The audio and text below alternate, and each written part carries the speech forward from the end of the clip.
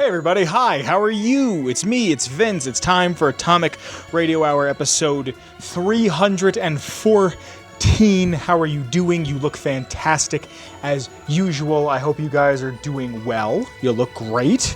I have a lot of things to talk about in today's episode. First off, I just want to start by saying it's very hot on this planet for some reason. I mean, I think we all know the reason, but still. Monday the 22nd was the hottest day of the planet's history. I've got my air on, and I shut the door where the air is coming from, and it instantly turns to 4,000 degrees in my room, and I got this light in front of me. It's a whole thing. We have some very important things to talk about that I'd like to take the show off with. Thank you for being here. I would like to thank Marcus, who is in tonight's live chat. If you like the show, check out the Patreon link in the description below. Make sure to subscribe, make sure to follow, make sure to like, do all that fun stuff. Share this with a friend. Really close to hitting 900 subs on YouTube. I would love to hit 1,000 before the year's over. So, share me on Reddit, whatever. The video game industry is unionizing, and it's a great time to be playing games. Just genuinely a good time to be playing games if this is the trend that is going to continue. It felt like as I finished this episode, I sat down to go play James on my couch, and Kyle, I believe, had sent me a message saying that Bethesda has unionized. Let me get the note exactly. This comes from Steven Totillo on Twitter, @StevenTotillo. Breaking: Bethesda game studio workers have unionized. Not the same as the QA union. This time it's wall to wall. That means everybody. 241 developers, including artists, engineers, programmers, and designers, per the CWA, and they say Microsoft has recognized the union. Right? Isn't that fantastic? I've been saying for a long time, I'm very much in favor of a union. I think unions are good for everybody involved. It costs the company almost nothing, and they're making billions of dollars. They can afford to pay it. They might as well pay it. And now Bethesda is a union job. That means quality of life increases. That means productivity will increase. That means overtimes will be doled out appropriately. This is a massive, massive thing. The games may be less broken. I'm not going to sit here and say it's guaranteed that the next Fallout or the next Elder Scrolls or the next Starfield or even Indiana Jones is going to be a less broken game. I'm not. The games might take a little longer to make, sure, but people are going to be paid for the work that they are doing appropriately. Bethesda always had the, what's the word I'm looking for? Oh, geez, what's the word? Reputation for being a studio that people stayed at. And now if Bethesda is a union job, more people are going to stay at Bethesda for longer. If I am guaranteed a raise every year, if I am guaranteed the best medical, if I am guaranteed the best times off, if I am guaranteed X amount of vacation days, people are going to be more happy to go to work. Especially if this union does weekly pay, if this union does 4-day weeks with no change in your pay, because people would be willing to still come in on that Friday if overtime is an option. If a crunch period has to happen, it won't at this point. The game will just take longer to come out. And if you at home are going, but that means I get my game later, you're part of the problem. I'm just going to say it right now. It's consumerism at its peak. Even Marcus just says, quality should take time. Yes. Why do you pay more money for a good bottle of wine? Because it's aged properly. It has done everything it needs to do to make sure it is of a beautiful taste because it aged properly. Miyamoto I believe it's Miyamoto, the guy from Nintendo, said, a broken game is broken forever, but a game that takes a little more time can come out more polished. And I know I'm butchering the line, but this means the next Fallout game, if you don't have to worry about money, if you don't have to worry about how are my kids going to eat, how am I going to afford this, how am I going to afford that, and don't sit there and be like, oh, well, they're video game designers, they do all these other things, they make a tremendous amount of money. Absolutely, I agree with you with that, but also at the same time, how much are eggs where you live? I don't know if this is worldwide, but how much does everything cost? When I first moved to Colorado, I can get 6 eggs for like 70 something cents. Now it's damn near $2. So here's me, a fella with a basic ass job that I go to so I can pay my rent and make dinner and maybe go out on a couple dates every now and again, right? Not really anything. Here's these people that with like money, like with real money, and they are like, hey man, I don't know if I can have a kid. I don't know if I can afford a new car right now. Not even a new car, but a new used car, or just a used car in general. Like, I don't know if I'm going to be able to swing this. I don't know if I'm going to be able to swing that. Also, depending on where you live. I've been to DC. I love DC. DC is one of my favorite American cities. And, it's expensive as hell to live there. So there's people that are graduating from college, getting jobs, and still having to live with 4 roommates because owning a home is damn near impossible unless you want to live in the middle of nowhere. Bethesda has unionized. I don't think everybody understands how important, how impressive this is, because they're owned by Microsoft. Like Microsoft, if I remember when I looked up when Kyle sent me this originally, they are like the 3rd largest company in the world. Not in America, not in the Northern Hemisphere, the only thing that has ever made more money than Microsoft is like Nvidia, and I want to say it's either Apple or Google is ahead of them, and then Mansa Musa. Like that's it. And it's maybe Amazon is up there too. It's like the top 5 is pretty much what I've said. I know Nvidia got up pretty close. I also, fun fact, Samsung is 25% of South Korea's GDP. I thought that was interesting. This is monstrous if people are going to be treated well. If people are going to be treated better, great. And before I hear anybody say, but that means more microtransactions, you don't have to buy microtransactions. Like, I get the upsetness that people have, the frustration people have with microtransactions. You don't have to buy them. Don't. You don't want to buy them. Don't buy them. Don't buy atoms. Don't buy the horse armor. It got to the point where Bethesda made jokes about the horse armor for the Creation Club. Don't buy it. Don't buy the microtransactions. Don't. Put your money where your mouth is. Don't buy the microtransactions. We all said we weren't going to play Borderlands 3. Remember this? Remember? Anybody? You in the back? Fellow with the funny mustache? You remember? No? Okay, because I do. We all said we weren't going to play Borderlands 3, and then we played Borderlands 3, and it's the best Borderlands since the first one. I don't like the second Borderlands. But what I'm getting at is you said you weren't going to play it. We wound up playing it. Put your money where your mouth is. Stop buying microtransactions. It sucks that a game comes out and I got to spend another $80 once I bought it. Sure, I don't have to buy those things. Or wait a year. Wait a year for the Game of the Year edition. If it's a AAA title, wait a year. That's what I did with Arkham City. It's one of my favorite games ever. I waited a year to buy the Game of the Year edition because I didn't want to have to buy all the microtransactions. I didn't want to have to use the day one code. I didn't want to have to use the day one code so I could play all the Catwoman missions. No, I'll just wait a year. So either wait a year or pay it and then don't complain when it comes back around. But in even better news, to hit you with the double whammy, Kyle sends me this today, like as of mere hours ago. Papa sends me this. He sends me, this is from game developer at gamedeveloper.com on Twitter. World of Warcraft developers form a wall-to-wall union at Blizzard Entertainment. The new unit comprises of over 500 developers representing the entire World of Warcraft development team.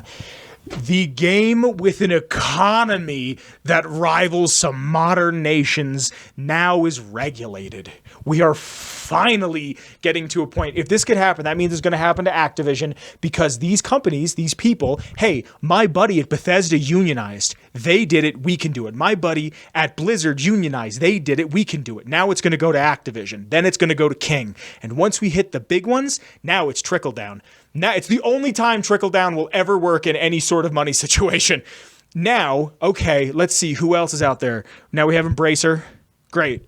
We have everybody at Sony. We have people at Sucker Punch. We have all these big names that are slowly, I'm telling you, by the 30s, by 32, I'm going to say, I'm going to be generous and say by 32, you're going to see some of the major studios all be unionized.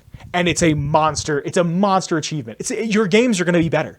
Your games are going to be better. You're going to be able to consume your games in a more ethical way. It's veganism, but for video games, in the sense that, okay, we're not which also, I want to point out quickly, veganism isn't completely ethical because you're not killing cows and chickens and goats and pigs and whatever, but you're killing moles and shrews and rats and mice and insects. So, you're just getting rid of the things that aren't cute anymore. But you'll be able to play these games knowing that the people who worked on them weren't just, I didn't even make that point. They can't just be fired. They can't just go, we're laying all these people off. That's probably the biggest reason, because Blizzard just laid off all these people. All these big companies have just been laying people off left and right. Now they can't, it has to be just cause, because the union could come in and go, why are you firing these people? You can't fire these people. You need just cause to fire these people. Why? Why are you going to fire these people? And if a business goes under because of it, then the business shouldn't have been existing in the first place, or they should have reworked their business model. A business should stay in business to sell a product, but also to keep their people employed. Because what is going to keep the economy moving? People that are employed. If I'm unemployed, I can't buy frivolous shit. I can't have a Netflix subscription. I can't have Amazon Prime and get packages delivered to my house next day. I need a job. So you want to act like you're selfless? Give these people what they deserve. Treat them like genuine human beings. I wonder how many people outside of America that are in other first world nations are treated with respect at their jobs. The French are given 6 weeks of vacation every year. One thing changes in France and they start burning shit. I fucking love the French. This is such an exciting time because it just it proves that it works. It just works. It means that we are going to get better products. If they take longer, they take longer. Who cares? Dude, video games are in such a sad state right now. There's nothing on PS5. There's some things on PS5, but there's no reason for me to have one. Personally, I see nothing on there that I need. Horizons, cool. Great. Spider-Man 2, it's a fun game. I don't see reason to play it more than the one time I played it. What else? The Dark Souls remake? Ooh, I think that was technically on Series X, but mind you, I have a Series X. The only thing I'm playing on Series X is Halo. Currently, I'm only playing Halo on it. Just Master Chief Collection. There's nothing to be played, in my opinion, right now. GTA 6 is supposed to come out next year. Probably won't come out till 26, but still. Maybe 27, but still. I see no reason for me to have a PS5. There's no exclusives that are drawing me in. Even the new stuff. The stuff that got announced this year, which I don't think was much. There's nothing that's drawn me in. This could be the first step in the right direction to make sure that your games are more ethically made, to make sure that the people who made the games... Have you ever done something? I'm very passionate about this, obviously. Have you ever done something and you not cared about it and you just did it to finish it? Right? Now, imagine you get really into making games when you're in high school and you and your buddies go on RPG Designer and you start making stuff and you do this other stuff. And, maybe it's you and 4 other friends and maybe one other guy is passionate about it like you are, but you get older and people fall away. And even during that project, one guy will just say, this is for you guys. I put a little work in, but now it's yours. Now it's 4 guys. And eventually it's just you and that one other guy who's really passionate. And one other guy, who knows, maybe he goes to a different college than you, or maybe he gets a girl pregnant right out of high school. And then it's just kind of over for him. And you stick around and you have this immense joy for creating these worlds that people live in and they love. And then you're told, hey, we're going to move you from this thing that you're really passionate about to essentially just making more Call of Duty maps. That's it. Maybe a gun skin every now and again, but that's pretty much your job now. And now I'm doing something that I just don't care about. The money doesn't matter. The people I work with don't matter. I'm doing something because I'm doing something. And the job market is awful. But here comes unionization. Everything has to go through a third party. And before you say, I shouldn't have to deal with a third party that I work with, guess what? If anything changes at your job, most likely a third party came in and told them how to do things to make them more efficient, to serve the company's needs, not the people. Real shit. You want to hear real shit? At my job today, a woman passed out. She had a seizure. Fell right on the floor. I missed it by a minute. I walked away for a second to get a drink and came back. Woman's on the floor, right? Older than me. She has, I think, 4 or 5 children. So she's older than me. She's put some time in. She could be 30. I just had a kid every year, but still, she's older than I am. She laid on the floor and 4 people ran over to her and everyone continued to work. They were told, continue to work, pay us no mind. That is a woman who I know by name. I've seen her children. She's talked to me about the plights of her life. She's talked about the hardships of getting older. She's told me all of these things. And we were told, continue to work because you're feeding the machine. That's it. That's all they see you as. So why not? Why not get respect even if you have to pay for it? Even if you have to pay a weekly due, a monthly due, you pay a yearly thing, who cares? Because the way the world should work is that woman went down and we all stopped. People were moving large, heavy things past her, mere feet from her head. And we had to act like that was normal. This is one of the most, this is the best thing that I've seen for video games in a long time. For the past, I want to say 10 years, I thought what had happened in 1982, 1983, I always forget the exact year, what happened when the video game market crashed, I thought was coming. Like since 2011, 2012, 2013, I've been saying it's coming, it's coming, it's coming, it's coming, it's coming. And this might be the thing that pulls us out of it. Yes, Marcus in chat asked if she's okay. When the paramedics came and took her away on the stretcher, she was actually making jokes. She was up. She was active. She was available. She was mentally there. She had fortitude within her. It's just sick that I had to watch that and be a part of it. And you know, maybe this isn't to come off as misogynistic. It's just the way I was raised. I saw 4 women around this other woman and this other woman, and my first thought is, I as a man should be helping them. How can I help them? Not because women are weaker, but because I'm physically stronger, because I work out, and these women do not have the physiques of people who work out. And I thought, how can I do something physically to help? And I said to one of the women that were there, do you need me to pick her up? Do you need me to do something? How can I help? And sometimes helping is just staying out of the way. All this to be said, the video game industry is unionizing, and my God, is it a good time to be alive. Oh, I'm so excited for what this is going to bring. I've said it before, very pro-union, incredibly pro-union. I think union should be the way it is. Most of the rights you have as workers is because of union effort. And they said, why don't we just give this to everybody because unions fought for it? In America, there's a new, I always forget the acronym for it. It's like FMLA, but it's like FAMILA or something, where if a family member of mine gets sick, I can apply for this. The state pays it. And then I get 3 to 6 months of paid leave from my job. And when I come back, my job is still there for me and I can go take care of a family member if need be. And that is because of unions in America. Weekends, overtime, child labor laws are all because of unions. Jobs used to blow the whistle, like in the cartoons. You'd get inside, and by the time the whistle was done blowing, if you weren't inside, you didn't go to work that day, and they chained the doors. And the reason why that changed is because a building burned down and everybody inside died. Who helped fix that? Unions. Let's get to this Patreon and lore. So I'd love to talk about this week's lore. This is predominantly a Fallout show. Sorry if it took me a second to get to this, but welcome to the program. This is predominantly, like I said, a Fallout show, but there's some people I have to thank before I can get to this week's lore because of these fine, well-endowed, I don't know, folks.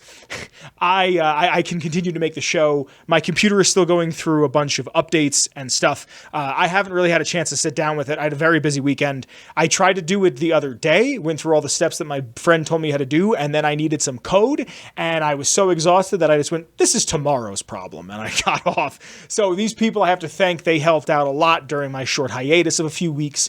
Because of these people, the show continues to grow and get better, and if you like the show, there's a bunch of tiers in the Patreon, in the link, in the description below. Go ahead and check it out. Make sure to subscribe. If you like the show, you could be here just like Marcus is and watch it live, but I have to start thanking some folks. So starting at the top, I have to thank the OG Noah. Thank you, Noah. After Noah, I have to thank Marcus. Thank you to Marcus. After Marcus, I have to thank Mellow Milhouse. After Mellow Milhouse, I have to thank Captain Leonox. Thank you to Captain Leonox. And last but certainly not least, I have to thank DanishHoundDog. Like I said, these fine folks continue to help the show progress and get bigger and better every single week. Thank you for being here. I love you very much. So this week's lore is a little different from the way I wanted to do it. I actually kind of messed up. I'll be completely honest. I did a whoopsie daisy. I did a wucky, if you will. I already did one of the lore options in the past quite a bit ago and didn't realize that I had done it. My bad, I apologize. So I asked if you guys wanted to hear about the Atomic Wrangler or the Silver Rush. And then I went on the channel and I Googled all my lore videos, and turns out I did the Atomic Wrangler a while ago, and I noticed it when I sat down to do it. I was like, wait, I feel like I've read this already. So we're going to do not the Atomic Wrangler. So if you'd like to hear any lore, and I mean any lore whatsoever from the Fallout series, check out the Patreon. There's a bunch of tiers at the Patreon. The $10 tier, Film Live for studio audience, down there, I think, is the best one, best bang for your buck, because you get to join the Discord and watch these episodes live just like Marcus is here tonight. So without any further ado, this week's lore comes to us by way of the Ghoulman Entertainment Patreon, kind of. A little bit of my intervention on the Silver Rush from Fallout New Vegas. You guys like to travel? You guys like to look around and see new stuff? You guys ever go somewhere because it's in a video game that you like? I kind of did that with DC once. Fallout 3 is my favorite game ever, but you can actually check out where the Silver Rush is. It's about where the Gold Nugget Casino is on Fremont Street in Las Vegas, Nevada. It was originally, like I said, on Fremont Street and started in 2071 and quickly became the Atomic Wrangler's #1 competition. There was a friendly little competition between the Silver Rush and the Atomic Wrangler, which is right there. They're right across the street from one another. In 2270, the Great War happens, so after 6 years of being in operation, the Silver Rush is no longer the Silver Rush. It's a building. It's a monument to the old world. The Van Graffs get to Freeside in 2276 and establish a base at the Silver Rush Casino with their siblings. That being Frida Van Graff, Gloria Van Graff, and Jean-Baptiste Cutting, who we'll talk a little bit about Jean-Baptiste a little bit later. During the time of the setup of their base at the Silver Rush, before the Van Graffs got there, it was a functional casino. They started running again, and there was a bit of friendly competition, or just competition, with the Atomic Wrangler across the street. Much like the days of yore, it was starting to come back in a big, bad way. It was starting to become a #1 player in Freeside for casinos. But during that time, like I said, sometime during 2276, the Van Graffs came and got rid of the owner of the Silver Rush and took the building and threw away any of the casino's machines and got rid of most of their stuff. And the Kings heard word of this and didn't like that. Now, the Kings, as you probably know, are somewhat of Freeside's police force. And they talk about I'm not going to talk too much about the Kings, but they talk about the Kings in the game and how, power will corrupt, and how the King is a benevolent leader and believes that everybody should be able to do their own business as long as they have the muscle to back it up. If you can talk the shit, you can walk the walk. That's the way it is. And the Van Graffs are taking over the Silver Rush, and the Kings hear about this and show up. So what do the Van Graffs do? They turn many of the Kings that try to stop them into sopping piles of goop. And the Kings really can't do much about it because the energy weapons are incredibly rare. So rare that I'll talk about a little bit later, the Brotherhood of Steel doesn't quite enjoy the Van Graffs being where they are. Now, I get all my lore off of fallout.fandom.com, the Nukipedia, if you will. And this is a quote from Gloria Van Graff, directly from the Nukipedia. The courier can ask, "Tell me about the Kings." And Gloria will say, "The rulers of Freeside. The Kings are a bunch of boys who refuse to grow up. And this is their playground. Their leader seems different, though. The few times I've dealt with him, I've been impressed despite myself. Unfortunately, he rarely acts. The King believes that everyone in Freeside can do whatever they want, provided they can back it up with force. Which suits me just fine. When we first arrived in Freeside, the Kings protested when we kicked out the original occupants of this establishment. When we reduced several of their members to glowing puddles of goo, their objections vanished. Since then, we've left each other alone. I love a woman who knows what she wants. I love it. I love a powerful woman. I love a woman who's not afraid of men. I love a woman who acts like a man. Like in fiction, I love a woman who acts like a fella. I love it because it makes men scared. It's like Alien. It makes men scared. Once they had control of the casino, they didn't try to partake in a friendly rivalry or any sort of camaraderie, really, with the Atomic Wrangler. What they did is they just directly marketed to the Wranglers goers. So if you went to the Atomic Wrangler, hey, you won a few extra 1,000 caps. Come over to the Silver Rush. You know, you want energy weapons. You want this. It's one of the most powerful weapons that you can get. Imagine getting yourself even a beat-up laser rifle. A beat-up laser rifle is going to cause fear into most people. People are going to be terrified by the mere idea. It's going to put a target on your head. I'm not going to sit there and lie to you, but people, if you brandish the 9, people are going to be afraid of you because of it being a laser rifle. Because the Van Graff sell such high-quality goods, it doesn't matter they're in Freeside. Even though Freeside can be somewhat of a dangerous location, people will travel near and far to get the best quality. And because they're just outfitted to the nines, to the gills, to the teeth, with the best weaponry in the Mojave, if not most of the most of the West Coast. Who has better weaponry? Maybe the Sidhe. Well, definitely the Sidhe. Maybe if there's a surviving sector of the Brotherhood, maybe parts of the NCR that isn't in the middle of Kimball's campaign. Shady Sands, at this point in time, Shady Sands' army that's directly in Shady is probably well outfitted. And the Van Graffs is a couple of people, and they cannot be touched. Some of the weapons that you could buy that are unique weapons from Gloria Van Graff are Cleansing Fire, a flamethrower. I'm not sure how to pronounce this. SPRTEL, Spartlewood. 9700 is a Gatling laser, and the Smithy Special, which is a plasma caster. Now, I'm not going to talk too much about the Van Graffs, but I do want to touch on them briefly just because they are the people who run it. And there's a very interesting character who shows up who's a part of the Van Graffs who actually doesn't show up in game and is from Van Buren, the canceled Fallout 3 when it was still being done with Black Isle. So Frida Van Graff, like I said, cut content. It says in the cut content that she's originally from Hoover Dam. Now, that obviously didn't happen. And it's sometime in the 2050s, I believe, where she's first talked about, like, in her own timeline. But it also says she's from Redding, California. So it's a kind of discrepancy between the two. And she leaves her siblings, both Gloria Van Graff and Jean-Baptiste Cutting, to go pursue the opportunity of a lifetime. Gloria Van Graff, like I said earlier, I love a female protagonist. And the courier might be the protagonist, but she's the protagonist in her own right, because she knows exactly what she's doing and she's smart about it, and she's not afraid. She's not afraid of anything.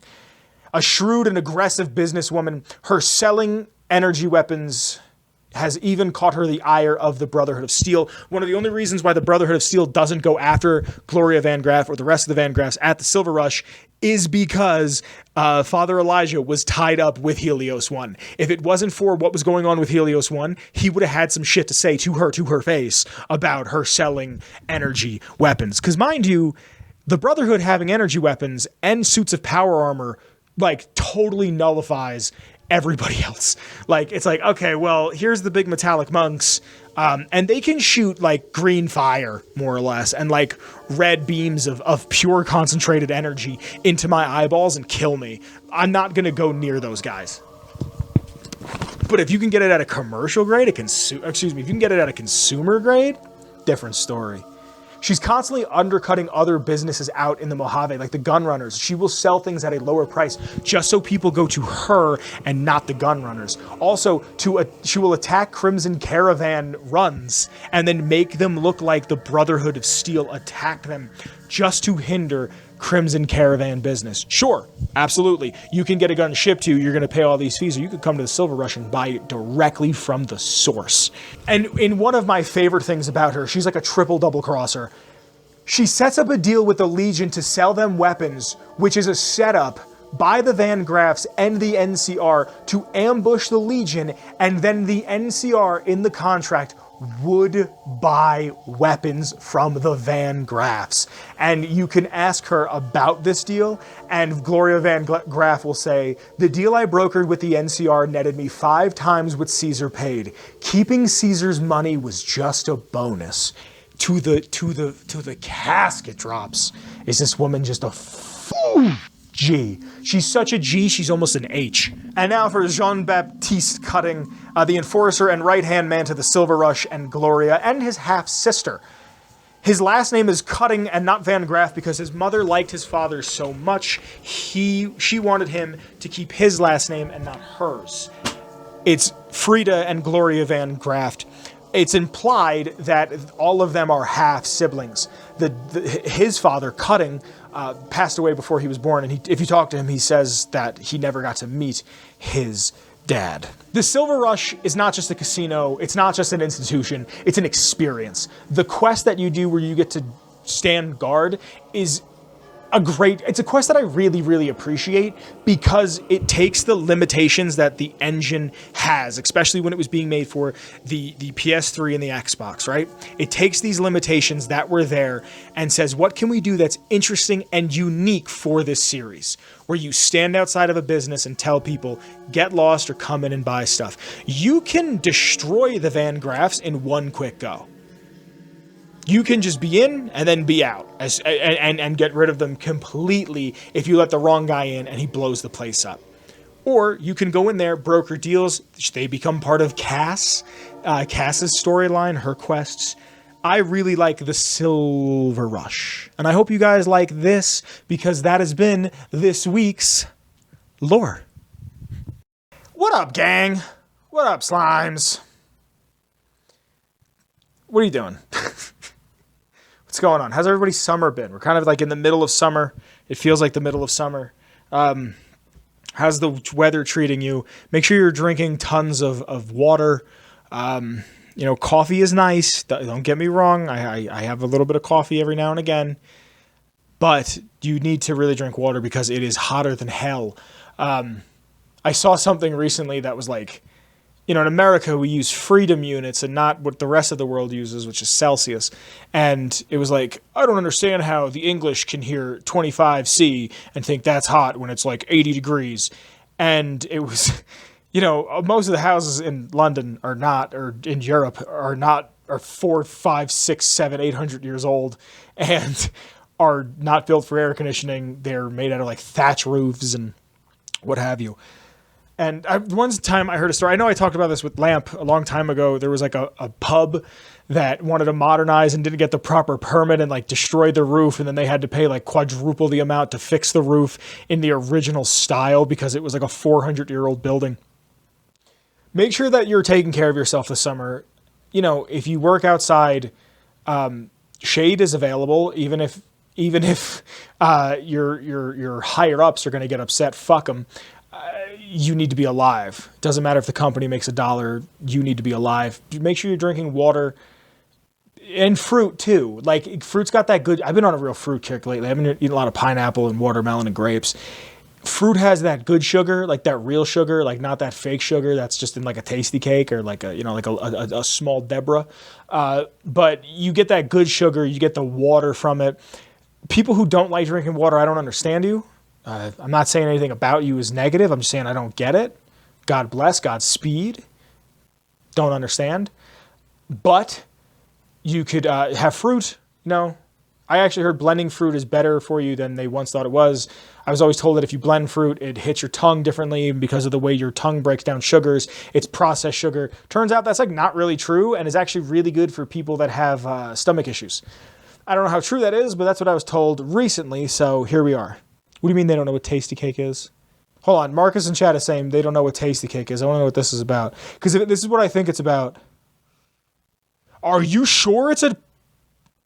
Is it not... Wait, hold on. Is it East Coast or just one state? Because I think they have tasty cake out here. I think they have tasty cake in Colorado. You don't think people could put together with context clues what tasty cake is just by saying it? I thought Small Deborah was going to be like a super stretch for, say, like a Little Debbie cake. I'm very curious about this. You know, like a pastry, but like a processed one that you get in like a box, and you get 12 of them for like $4, and you eat them and you're just like, this is giving me cancer and diabetes together. Why doesn't my mic stand ever want to work properly? Get the fuck out of here. So apparently it was an East Coast thing because they wouldn't ship further than the truck could drive in a day. So we made a detour into chocolate and cream, and I didn't mean for this to happen. If that's true, that's wild. Because I knew that it was like at least northeast of America had them. Because I have a friend who lives in Colorado, not far from me. Well, fucking 5 hours here is not far according to Coloradans.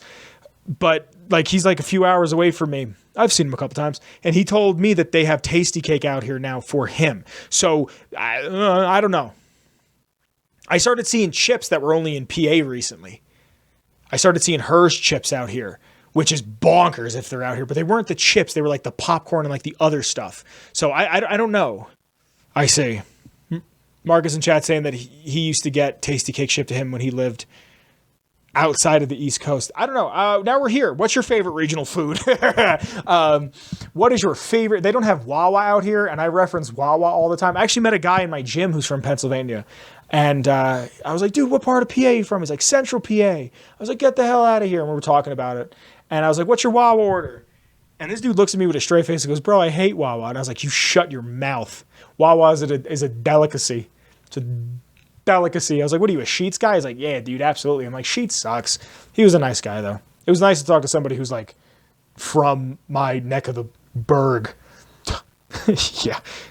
He was a guy who was like 6'4", and he was very, very buff. And I could tell that it was the only two things that he like understood was how to work out, because he told me he didn't know how to say hello in Spanish.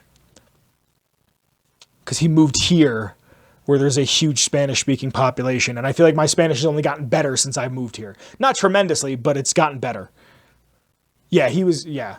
He was like, what, see, hello? I think he said hola. Like he said it with the H. It was wild, like when he finally figured it out.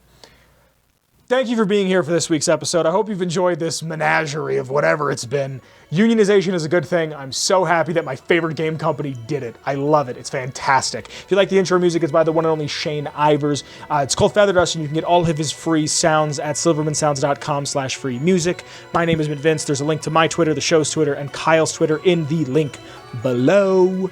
There is also a link to the Patreon. Thank you to the Patreon, especially to Marcus, who is here tonight for the live viewing. I also would like to direct you towards the Redbubble, where you can buy a design that is reminiscent of the show, and it helps the show get a little bit bigger, a little bit better, faster, harder, and stronger. I hope you guys are having a good week. You should consider unionizing. All you need is 30% of your workforce. That's all I'm saying. If it's 10 people, you only need 3. You should really aim for 8, but whatever. I love you. I'll be seeing you next week. I'll see you real soon, everybody. Love you. Bye. Atomic Radio Hour Podcast. A Ghoulman Entertainment production.